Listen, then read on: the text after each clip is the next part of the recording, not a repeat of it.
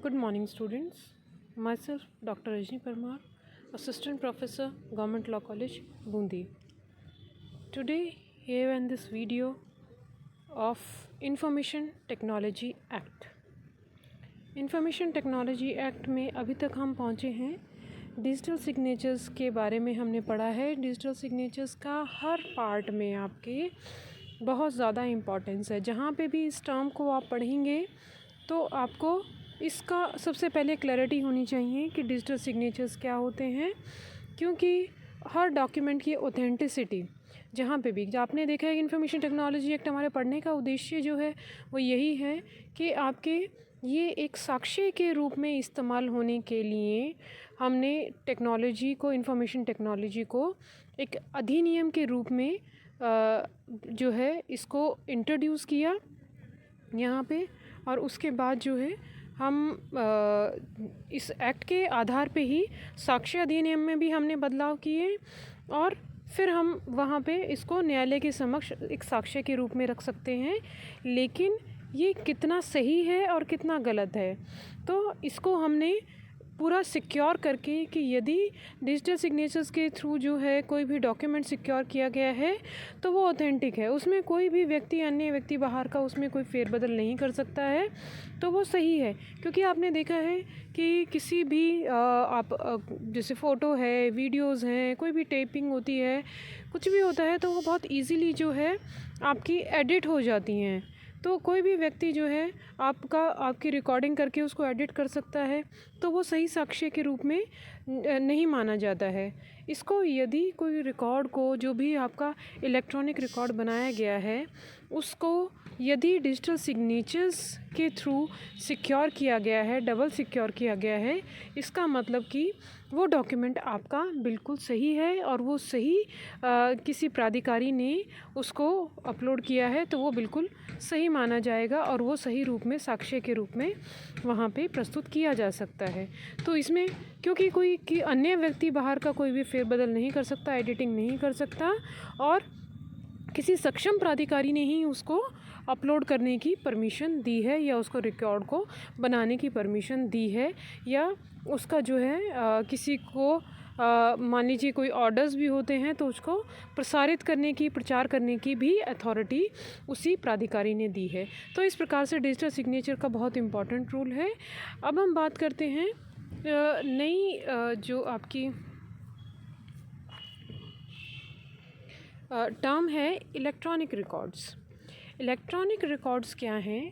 किसी भी प्रकार का कोई भी आपके कंप्यूटर में कुछ भी सेव है, आपके मोबाइल में, क्योंकि मोबाइल भी एक तरीके का स्मार्ट कंप्यूटर ही माना जाता है। स्मार्टफ़ोन जो होते हैं ये हूबहू वही कंप्यूटर वाला काम करते हैं, क्योंकि ये भी आपका पूरा क्यों टेक्नोलॉजी से थ्रू है ना। हम तो बात कर रहे हैं टेक्नोलॉजी की यहाँ पे, तो उस टेक्नोलॉजी में आपका लैपटॉप है, आपका मोबाइल है, या फिर आपका कंप्यूटर है, या कोई भी अन्य मोड है, कीपैड वगैरह जो भी आते हैं, आपके नोट पैड्स आते हैं। जहाँ पे भी डिजिटल फॉर्म में, इलेक्ट्रॉनिक फॉर्म में कोई भी अगर रिकॉर्ड आपका होता है तो उसको हम इलेक्ट्रॉनिक रिकॉर्ड की कैटेगरी में लेते हैं, क्योंकि उसका प्रत्यक्ष रूप से हमने कोई हार्ड कॉपी उस रिकॉर्ड की नहीं है और वो आपका सेव है डिजिटल फॉर्म में, कंप्यूटर फॉर्म में, इलेक्ट्रॉनिक फॉर्म में। तो डिजिटल और इलेक्ट्रॉनिक मोड जो होते हैं, जैसे कि आप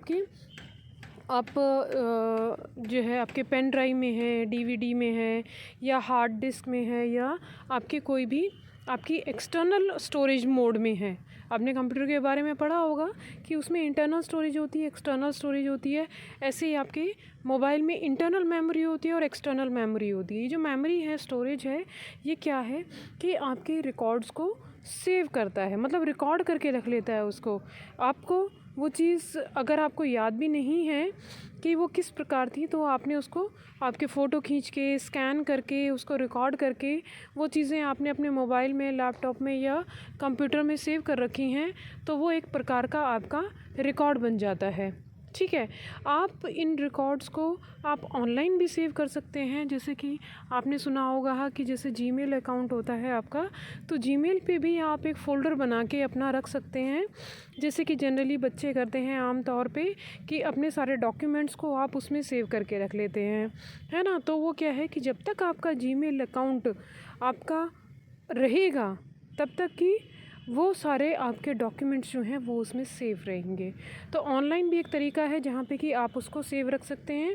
फिर मान लीजिए कि कुछ भी आपका डिस्ट्रॉय हो जाता है, मोबाइल है, लैपटॉप है, कहीं भी तरह की कोई भी स्टोरेज अगर आपकी जो है वो डिस्ट्रॉय हो जाती है, लेकिन आपका ऑनलाइन में जो स्टोरेज है वो एज़ इट इज़ रहेगा। तो गूगल ने जो है आपको ये एक तरीके की फैसिलिटी दे रखी है कि आप किसी तरीके के आप उस अपने रिकॉर्ड को सेव कर सकते हैं।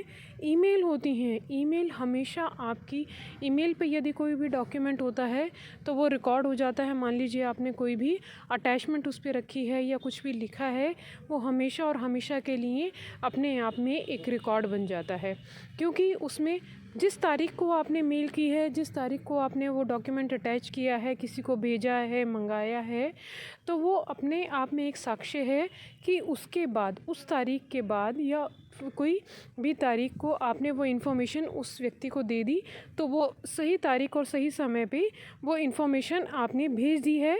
अब गलती किसकी है, तो वो चीज़ आपके न्यायालय के समक्ष जो है वो देखी जाएगी कि वो आपने अपने अपने अगर आप उसको साक्ष्य जो है प्रस्तुत करते हैं कि आपने तो मेल दे दी, आपने रिकॉर्ड बना लिया, इसका मतलब अपने हिसाब से कि आपने उसको रिकॉर्ड जो है कोर्ट में आपने प्रस्तुत किया कि भी ऑलरेडी रिकॉर्डेड है, ये इलेक्ट्रॉनिक रिकॉर्ड बन गया आपका।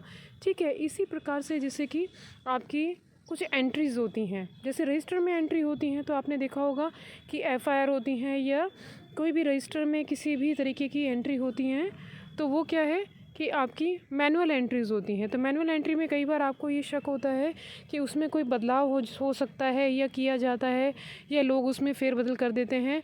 तो डॉक्यूमेंट्स के साथ छेड़छाड़ को ये अपने आप में एक आपराधिक गतिविधि मानी जाती है, फॉर्जरी कहते हैं इसको। आईपीसी के तहत आपका 463 के अंतर्गत ये पनिशेबल है, फॉर्जरी का ऑफेंस जो होता है। बट क्योंकि वो इलेक्ट्रॉनिक रिकॉर्ड है, तो आप ये कह सकते हैं कि ये तो जो आपका जो भी रिकॉर्ड बनाया गया है ये इलेक्ट्रॉनिक है। ये आपने रजिस्टर में जो एंट्री की है, जो उसमें आपने एंट्रीज़ की हुई हैं, वो ऑनलाइन एंट्रीज़ हैं और उसमें आप कोई फेरबदल कर ही नहीं सकते हैं, ना तो कुछ ऐड कर सकते हैं, ना उसमें कट कर सकते हैं। तो आपने जो डॉक्यूमेंट अपलोड कर दिया है या जो एंट्रीज़ आपने अपलोड कर दी हैं, तो वो अपने आप में एक सही और एक ऑथेंटिक रिकॉर्ड बन जाता है। तो इस तरीके से किसी भी प्रकार की आपकी स्टोरेज मेमोरी में, ऑनलाइन स्टोरेज में कोई भी डॉक्यूमेंट है या किसी प्रकार की कोई एंट्री है, तो वो सब क्या है कि अपने आप में एक रिकॉर्ड बनाती हैं, जो कि आपका साक्ष्य के रूप में प्रस्तुत किया जा सकता है। जैसे कि आप अन्य जो है हम उदाहरण लेते हैं, कोई आपकी नोटिफिकेशंस होती हैं, ठीक है। अब नोटिफिकेशन आपने देखी किसी डेट को वो नोटिफिकेशन पब्लिश होती है, आपके जो है कोई भी इंफॉर्मेशन कॉलेज के थ्रू अगर आपको जो है वो डिलीवर की जाती है, तो वो क्या है, इलेक्ट्रॉनिक रिकॉर्ड है कि इस पर्टिकुलर डेट को हमने ये